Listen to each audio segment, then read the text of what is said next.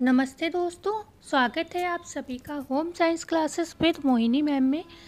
आज की जो क्लास है वो भी आपकी एनसीईआरटी क्लास 7 और 8 की क्लास है, ठीक है।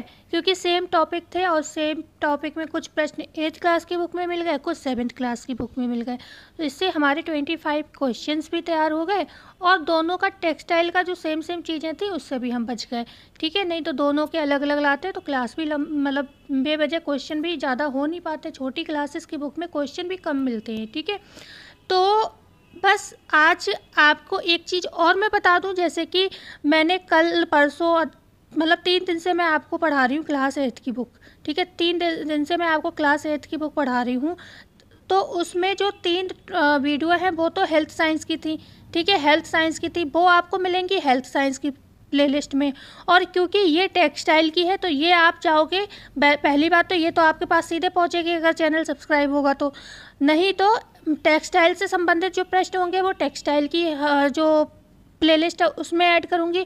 न्यूट्रिशन साइंस के जो क्वेश्चन होंगे वो मैं न्यूट्रिशन साइंस की उसमें प्लेलिस्ट में ऐड करूँगी, ठीक है। तो परेशान नहीं होना है कि ये वीडियो कहाँ है, 8th क्लास की एक ही बुक, एक ही वीडियो दिख रही है, 2 दिख रही हैं, ऐसा कुछ नहीं है। जिसकी प्लेलिस्ट में आप जाओगे तो उसमें आपको ये क्लास 8th और 7th के MCQs आपको मिल जाएंगे, ठीक है। तो अब हम क्लास को कंटिन्यू करते हैं, ठीक है।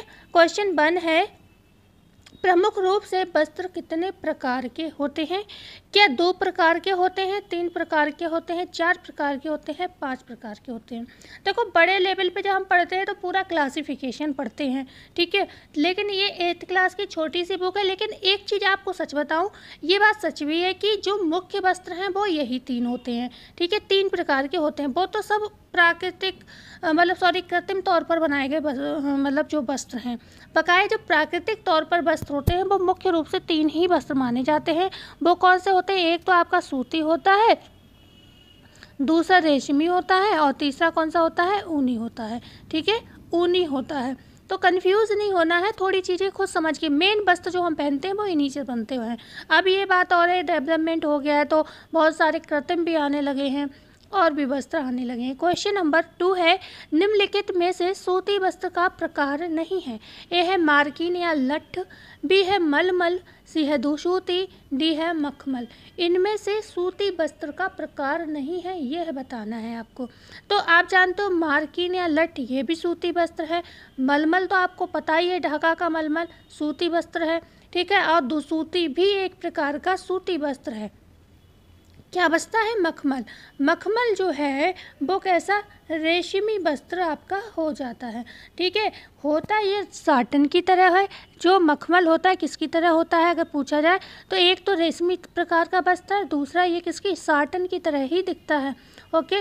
साटन की तरह ही दिखता है ये कपड़ा, लेकिन इसमें एक विशेषता होती है, इसमें रोए पाए जाते हैं, ठीक है। ये जो वस्त्र होता है मखमल, इसमें रोए पाए जाते हैं। अब मलमल और मखमल आपको कंफ्यूज करेंगे। ढाका की मलमल जो है वो सूती धागों से बनाई जाती है और जो मखमल है वो रेशमी धागों से बनाई जाती है। डिफरेंस याद रखिएगा। जो ढाका की मलमल है उसमें रोए नहीं होते हैं, लेकिन जो मखमल है इसमें रोए पाए जाते हैं, ठीक है। और ये सुंदर भी होते हैं, महंगे भी होते हैं। और मुख्यतः इससे अगर पूछा जाए तो कुर्ते बनाए जाते हैं, रजाई के कवर बनाए जाते हैं, तकिया के गिलाफ बनाए जाते हैं, ऐसे वस्त्र इनसे बनते हैं, ठीक है। क्वेश्चन नंबर 3, जीन्स का कपड़ा है, ए है सूती प्रकार का, बी है रेशमी प्रकार का, सी है ऊनी प्रकार का, डी है उपर्युक्त सभी। तो जीन्स का कपड़ा किस प्रकार का कपड़ा है? तो जीन्स का कपड़ा ऑब्वियसली सूती प्रकार का कपड़ा है। अब मैं आपको ये क्लासिफिकेशन जो पढ़ा रही हूँ 8th क्लास की या 7th क्लास की बुक के हिसाब से, उस चीज़ को मैं क्लियर कर देती हूँ। अभी मैंने कहा जो वस्त्र होते हैं वो 3 प्रकार के होते हैं, सूती होता है, रेशमी होता है और ऊनी होता है, ठीक है। सूती, रेशमी और ऊनी होता है, अभी जस्ट बोला मैंने। तो सूती में वस्त्रों के जो प्रकार हैं वो आपका मार्किन या लठ हो गया, एक मार्किन, इसी को लठ भी कहते हैं, याद रखिएगा। दूसरा दुसूती हो गया, ठीक है, दुसूती हो गया। तीसरा आपका मलमल हो गया, मलमल हो गया, ठीक है, मलमल। और चौथा आपका जो ये जीन्स हो गया, ठीक है। जीन्स का जो कपड़ा होता है ये सूती वस्त्र के उदाहरण हैं क्लास 7th 8th की बुक के हिसाब से। क्वेश्चन नंबर 4 है, इस कपड़े में क्रॉस स्टिच की कढ़ाई सरलता से हो जाती है। ऐसा कौन सा इनमें से कपड़ा है जिसमें क्रॉस स्टिच की जो कढ़ाई है बहुत अच्छे तरीके से आप कर सकते हो? क्या मलमल है, दूध सूती है, सिल्क है या साटन है? तो जब आपसे क्रॉस स्टिच की बात होगी तो आप आंसर करेंगे किसको? दूसूती की। दूसूती के विषय में अगर बात करें तो ये सफ़ेद रंग का भी होता है और प्लस कैसा होता है, ये रंगीन, मतलब आप जैसा चाहो वैसा कपड़ा ले सकते हो। सफ़ेद और रंगीन दोनों तरीके का ये प्राप्त होता है। इससे अधिकतर चादरें बनाई जाती हैं, चादरें बनती हैं। और क्या बनता है? पर्दे बनते हैं। पर्दे के साथ क्या क्या बनता है? मेजपोश बनता है। मेजपोश बनता है, आपने देखा भी होगा कढ़ाई कर 12th क्लास की मतलब प्रैक्टिकल में जब मैं थी तब ये कढ़ाई कराई जाती थी, दुसूती पर कढ़ाई कराई जाती थी। मेजपोश, टिकोजी, ट्रे कवर, ये सारी चीज़ें हमसे बनाई गई। तो ये इस कपड़े पर जो होता है क्रॉस स्टिच की कढ़ाई सबसे अच्छी होती है दुसूती पर, याद रखिएगा। अच्छा, क्वेश्चन इंपॉर्टेंट है या नहीं है, सच बताइएगा। और प्लस आप ये भी बताइएगा क्या मेरी मेहनत में इतनी बेकार है? कुछ बच्चों, मैं उन बच्चों को बिल्कुल कुछ नहीं कह रही हूँ जो बच्चे हमारे चैनल को शेयर एंड सब्सक्राइब करते हैं। मतलब मुझे खुद पर इतनी शर्म आती है कभी कभी। 1000 से ऊपर व्यू चल रहा है अभी मेरे चैनल पर, ठीक है। 48 घंटे का व्यू आपको नहीं दिखता होगा, आपको जो रोज़ का व्यू है वो दिखता होगा। मुझे मेरा चैनल का जो एनालिटिकल है उसमें सब दिखता है कि मेरी वीडियोस पर कितने व्यूज़ चल रहे हैं, ठीक है। और उस पर मेरा 400-500 भी सब्सक्राइबर कवर नहीं है। जबकि ये बताइए आप कौन सा चैनल है जो आपको NCERT SCERT बिल्कुल फ्री में पढ़ा रहा हो, ठीक है, बताइए। कोई भी चैनल ऐसा है? जिस दिन आप मेरे 1000 सब्सक्राइबर का कम से कम टारगेट पूरा करा दोगे उस दिन मैं आपकी सारी PDF फ्री ऑफ कॉस्ट आपको, मैं सच में सारी PDF दे दूँगी, कैसे भी मुझे व्यवस्था करनी पड़े। एक PDF मैं दे दूँगी आपको, चाहे उसके लिए मुझे जाके किसी ऐसी जगह पर पूरी सेटिंग करानी हो। क्योंकि टेलीग्राम का लिंक आप लोग कह रहे हो खुल नहीं रहा है, मैं तो शेयर कर रही हूँ। अब मैंने 2-4 दिन से नहीं शेयर किया है डिस्क्रिप्शन में, नहीं तो मैं आपको शेयर कर देती। वो इसीलिए शेयर नहीं कर रही हूँ क्योंकि बच्चों के कमेंट है, टेलीग्राम पे का जो लिंक है वो ओपन ही नहीं हो रहा है। लेकिन मैं इधर से कर रही हूँ अपनी दूसरी ID से, तो मेरा तो खुल रहा है लेकिन आप लोगों का पता नहीं खुल रहा। तो उसके लिए चाहे मुझे पैसे लगाने पड़े, चाहे मुझे मतलब जाना पड़े ऐसी किसी टेक्निक शॉप पे, लेकिन मुझे भी ये लगने लगा है ना कि मैं इतना मेहनत 8th क्लास की, 7th क्लास की, 6th क्लास की बुक मैंने गवर्नमेंट स्कूल से, मैं शहर में रहती हूँ, आसपास कुछ पता भी नहीं है, एक रिलेटिव को फ़ोन करके मैंने ये बुक्स मंगवाई आप लोगों किस लिए? आप लोगों के लिए, कि आप लोगों को जो है अच्छे से अच्छे प्रश्न, अगर मुझे ही पढ़ना होता तो मैं आपको मतलब कंपटीशन की जो बुक है उनसे क्वेश्चन कराती रहती और इन्हें चुपचाप मैं पढ़ती रहती। लेकिन नहीं, क्योंकि मुझे ये लगा यहाँ से प्रश्न आते हैं, ठीक है। और ये प्रश्न आपको दिख भी रहे होंगे, भाई मलमल है, ये सब हैं, ये प्रश्न क्या आते नहीं हैं? बिल्कुल आते हैं। तो भाई थोड़ा सा मुझे भी आप समझिए, आप मेरी भी परेशानी समझिए। क्योंकि मैं एक हाउस वाइफ हूँ और जब इनकम नहीं होती है ना, तो अगर घर में किसी को दिखता है ना एक्स्ट्रा मेहनत कर बेवजह लगी हुई, तो घर में बहुत सारी बातें होती हैं कि बेवजह लगी रहती हैं, बच्चों पर ध्यान नहीं होता है, ये वो। जबकि करती मैं सब हूँ, लेकिन उन लोगों के हिसाब से चीज़ें नहीं हो पाती। तो इतना सब करने के बावजूद भी मैं एक क्लास रिकॉर्ड करती हूँ आपके लिए रोज़। घर में रहकर आप काम करना बहुत मुश्किल होता है। यही मैं जब जॉब करती थी तो मैं सुबह सारा काम करके चली आती थी और शाम को मैं लौट के आती थी, सब कुछ मेरा नीट एंड क्लीन रहता था। लेकिन अब मैं घर में रहती हूँ तो मुझे एक वीडियो बनाने में इतनी परेशानी होती है, कभी कोई कुछ कहता है, कभी कोई कुछ कहता है, कभी बच्चे डिस्टर्ब करते हैं, पर फिर भी मैं टाइम निकालती हूँ कि एक वीडियो आप लोगों को ज़रूर मैं कैसे भी दूँ, चाहे मेरी कितनी भी दिक्कत हो। क्योंकि क्वेश्चन ढूंढना सबसे ज़्यादा टाइम लगता है, क्वेश्चन ढूंढने में और उसे बनाने में, और फिर ये सोचना कि किस तरीके से क्वेश्चन बनाऊं जो बच्चों को समझ में आ जाए, ठीक है। क्योंकि बुक में क्वेश्चन सीधे सीधे नहीं दिए होते, बुक में तो पूरी थ्योरी दी होती है, उसमें से क्वेश्चन की लैंग्वेज भी बनानी होती है। और मान लो 1-2 दिन का काम हो तो चल जाता है, रोज़ रोज़ क्वेश्चन बनाओ, रोज़ रोज़ क्वेश्चन बनाओ, रोज़ रोज़ ढूंढो, तो एक बार को ये भी लगता है कि अब कौन से क्वेश्चन दो, कहाँ से बनाऊँ, ठीक है। तो आप मेरी परेशानी भी समझिए। जितना समय मैंने आपका बर्बाद किया, बिल्कुल नहीं होगा बर्बाद, क्योंकि अब मैं एक भी बात बेवजह की नहीं करूँगी, ठीक है। तो क्वेश्चन 5 है, ये मोटे किस्म का कपड़ा है जो चादर, रजाई का गिलाफ तथा पेटीकोट बनाने के काम आता है। ए है मार्किन, बी है मलमल, सी है ट्विड और डी है सज। यह मोटे किस्म का कपड़ा है, ठीक है, और किसके? चादर, रजाई का गिलाफ और पेटीकोट बनाने के ये काम आता है। कौन सा कपड़ा है ये बताना है। तो मोटे किस्म का कपड़े की बात हो, रजाई और गिलाफ तथा पेटीकोट ही स्पेशली बनाए जा रहे हो तो ए ऑप्शन सही होगा, मार्किन। ठीक है, मार्किन को लठ भी कहते हैं, ध्यान रखिएगा। ओके, लठ भी कहते हैं इसको, मार्किन को। क्या होता है ये? मोटे किस्म का कपड़ा है, पता ही चल गया होगा। और इससे मुख्यतः क्या, चादर, रजाई का गिलाफ, पेटीकोट, इस तरीके के वस्त्र, मोटे कपड़े के जो वस्त्र होते हैं वो बनाए जाते हैं। याद रखना, मार्किन एक मोटा कपड़ा है। ठीक है, बढ़े आगे। क्वेश्चन नंबर 6 है, निम्नलिखित वस्त्रों में रेशम के वस्त्र का प्रकार इनमें से नहीं है। ए है सिल्क नहीं है, बी है कॉटन नहीं है, सी है मखमल नहीं है, डी है सर्ज नहीं है। तो आपको सर्ज पता है कौन सा वस्त्र है? सर्ज तो है ऊनी वस्त्र, सर्ज ऊनी वस्त्र है। अब ऊनी वस्त्र है तो ये रेशम का प्रकार नहीं होगा। तो सिल्क, साटन और मलमल हमेशा, मखमल हमेशा याद रखिएगा, ये कैसे रेशमी वस्त्र कहलाते हैं। साटन कैसा कपड़ा है? याद रखना, जो साटन होता है एक चिकनी सतह का, कैसा, चिकनी सतह का गफ कपड़ा है। गफ, ठीक है, अगर गफ शब्द मिले, गफ का मतलब होता है बहुत भरा हुआ सा जो होता है, जिसका ताना बाना बहुत सटीक हो, बिल्कुल चिपका हुआ हो, बहुत गफ कपड़ा हो। ठीक है, तो उसे हम गफ कहते हैं। तो सतह चिकनी होती है, काफ़ी गफ होता है। यह भी सफ़ेद और सभी रंगों में आपको प्राप्त होता है। खासतौर से जब हम नाइट वेयर की साड़ियाँ पहनते हैं तो हम इस साटन का ही पेटीकोट इस्तेमाल करते हैं। ठीक है, इसके जो होते हैं, क्या क्या बनाए जाते हैं, गरारे बनते हैं, कुर्ते बनते हैं, लहंगे, सलवार, ऐसे वस्त्र इसके बनाए जाते हैं साटन के। ओके, और सिल्क तो आप जानते हो बहुत मुलायम होता है। इसके जो धागे होते हैं दोनों तरफ, अगर पूछा जाए किस भी मतलब प्रकार का, क्या कह सकते हैं, रेशा। हालांकि जो रेशम होता है उसमें रेशा नहीं मिलता है, डायरेक्ट धागा मिलता है। लेकिन कोई बात आ गई ना कि क्वेश्चन को कैसे बनाऊं। ठीक है, तो अगर पूछा जाए दोनों तरफ से एक जैसा कौन सा रेशा या धागा दिखता है तो वो रेशम है। रेशम जो प्राकृतिक एक ऐसा धागा है जो दोनों तरफ से एक जैसा ही दिखाई देता है। ठीक है, इसके भी आप जानते हो वही कपड़े, साड़ी हैं, कुर्ते हैं, ब्लाउज, ये सारी चीज़ें बनाई जाती हैं। ओके, सिल्क, साटन और मखमल के विषय में मैं आपको बता ही चुकी हूँ। मखमल के विषय में बता दिया था ना, साटन की तरह कपड़ा होता है, इसमें रोएं पाए जाते हैं। ओके, तो सारा क्लियर हो गया। क्वेश्चन नंबर 7, दुसूती कपड़े से कौन सा वस्त्र नहीं बनाया जाता? क्या चादरें नहीं बनाया जाता, पर्दे नहीं बनाए जाते, साड़ी नहीं बनाई जाती, मेजपोश नहीं बनाया जा सकता? तो अभी जस्ट आपने इस क्वेश्चन को किया है, क्या नहीं बना सकते? साड़ी। दुसूती जो कपड़ा होता है उससे हम साड़ी नहीं बना सकते, क्योंकि ये भी एक तरीके का मोटा कपड़ा है। ओके, तो इसमें क्या है, कढ़ाई बढ़ाई का ही काम किया जाता है। तो कढ़ाई हम चादरों पर करते हैं, पर्दों पर करते हैं और मेजपोश पर करते हैं। ठीक है, तो हमारा सी ऑप्शन बिल्कुल करेक्ट होगा। क्वेश्चन नंबर 8 है, ये मोटे व गर्म धागे का बना, खुरदरा एवं मुलायम दोनों प्रकार का होता है। कौन सा आंसर सही होगा? ट्वीड है, सर्ज है, खाकी है, उपर्युक्त सभी है। अच्छा, एक बात सभी मेरे प्यारे बच्चे ये बताएं कि क्वेश्चन अच्छे हैं या नहीं, ये बताना बस। ठीक है, ये पूछ क्यों रही हूँ मैं, क्योंकि ये 7th 8th क्लास के क्वेश्चन है। ओके, बड़े किसी कंपटीशन की बुक को मैंने नहीं उठाया है। तो ये मोटा भी है, ठीक है, देखिए मोटा भी है, साथ ही साथ गर्म है। मैं खाली मोटे किस्म का कपड़ा बोलती तो मार्किन और लठ हो सकता था, लेकिन मैंने क्या कहा, गर्म भी है और खुरदरा और प्लस मुलायम दोनों प्रकार का होता है।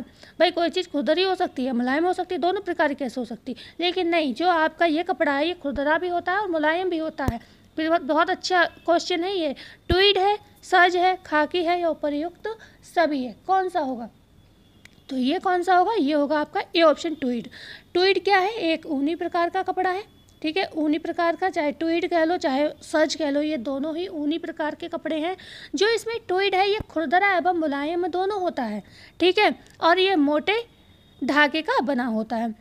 लेकिन जो सर्ज है, सर्ज की अगर हम बात करें तो ये देखने में सुंदर व कोमल होता है, साथ ही साथ ये कीमती होता है और इसके पैंट, कोट, सूट आदि बनाए जाते हैं।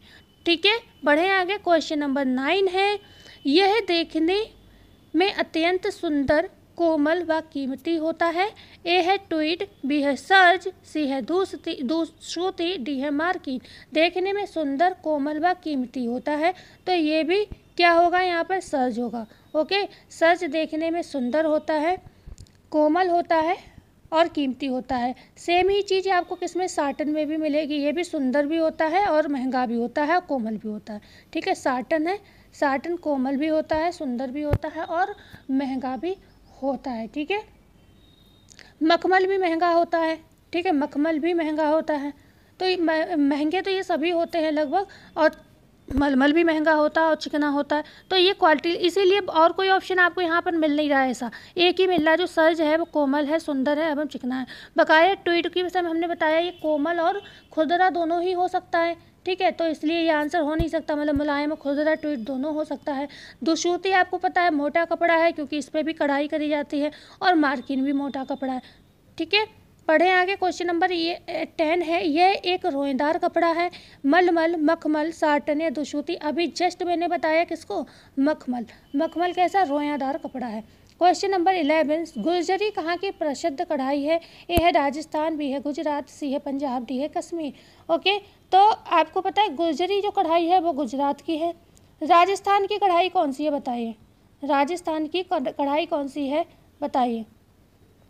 पंजाब की क्या है, फुलकारी है, फुलकारी को गुलकारी भी कहते हैं, गुलकारी भी, पहले गुलकारी कहते थे अब फुलकारी कहने लगे। सिंधी भी आपको गुजरात और पंजाब के आसपास के इलाके में ही मिलती है देखने को, तो ये कभी पंजाब भी पूछ लिया जाता है, कभी गुजरात भी, ठीक है, क्योंकि सिंध जो है इन्हीं के आसपास पड़ता है। और कश्मीर की कसीदाकारी है, कसीदाकारी, ओके, कसीदाकारी।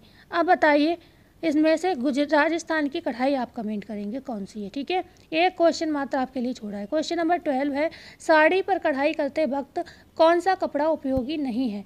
अगर आप साड़ी पर कढ़ाई कर रहे हो तो इनमें से कौन सा कपड़ा है जो उपयोगी नहीं है?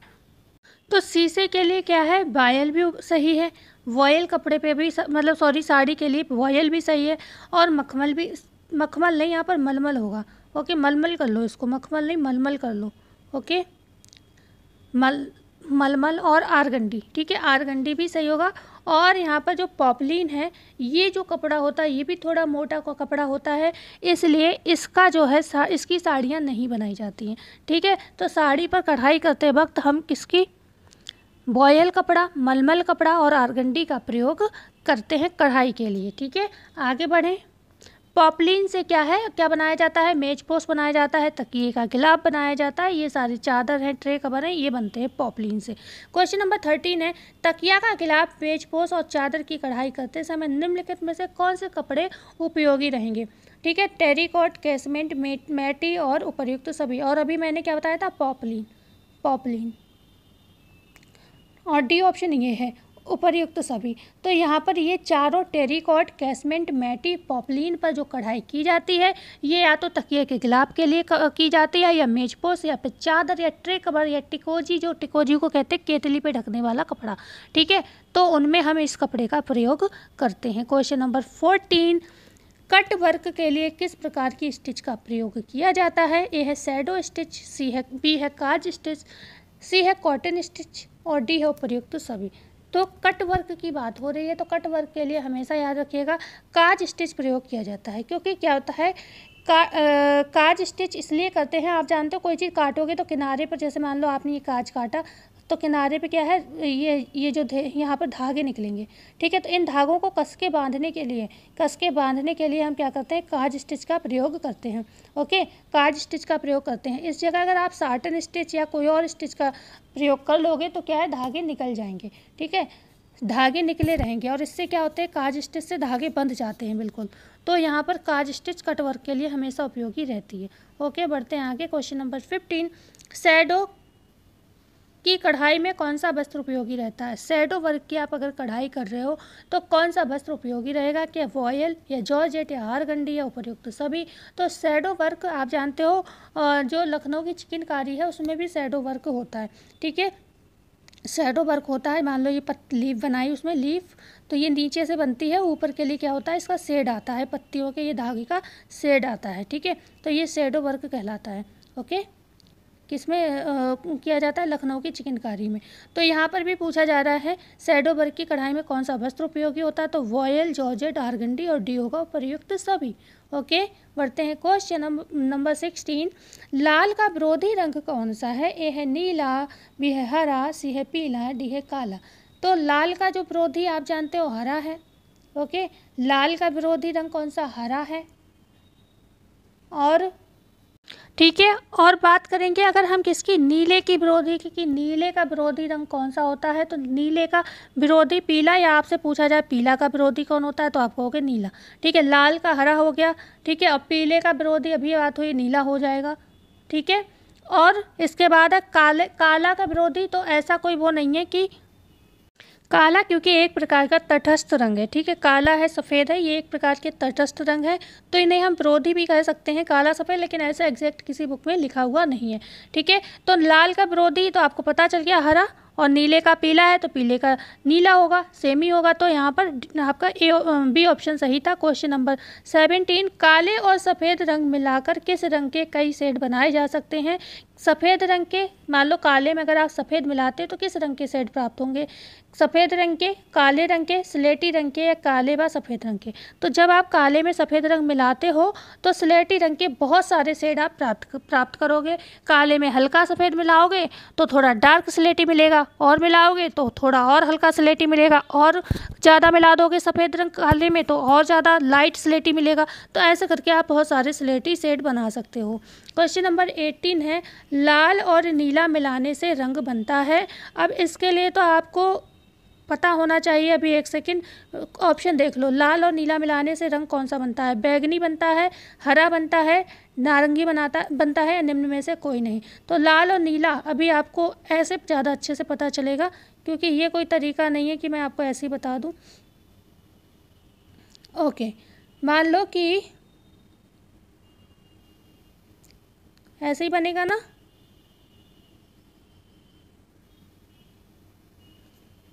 थोड़ा सही से नहीं बन रहा है।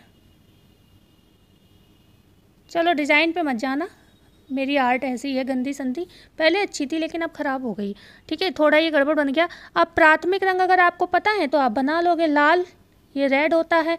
लाल के बाद क्या आएगा, यहाँ पर नीला आएगा, ओके, और यहाँ पे क्या आएगा, पीला आएगा। अब आप जब इसको मिलाते हो, किसको, लाल और नीला को मिलाओगे तो कौन सा रंग बनेगा, बैंगनी बनता है, ठीक है, बैंगनी रंग बनता है। क्या बनता है, बैंगनी बनता है।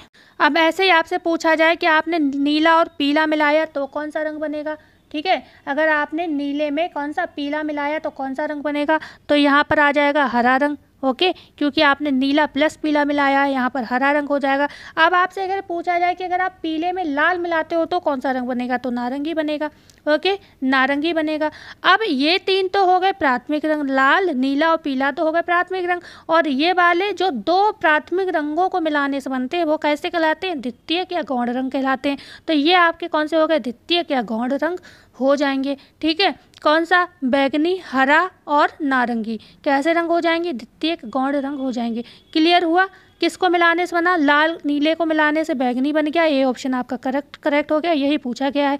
नीला और पीला आपने मिलाया तो क्या हरा बन गया, ये भी सही है, ठीक है, मतलब ये हरा भी दो प्राथमिक रंगों को मिलाने से बन रहा है। और आपने क्या मिलाया यहाँ पर, पीला और लाल मिलाया तो नारंगी बन गया। तो आपके सभी द्वितीय कलर आप यहाँ पर क्लियर हो गए, और प्राथमिक भी पता चल गए, 3 होते हैं। तो बढ़ते हैं आगे, क्वेश्चन नंबर 19, इसका ऑप्शन बता दिया, पता ही चल गया होगा, ए सही है, लाल और नीला मिलाने से।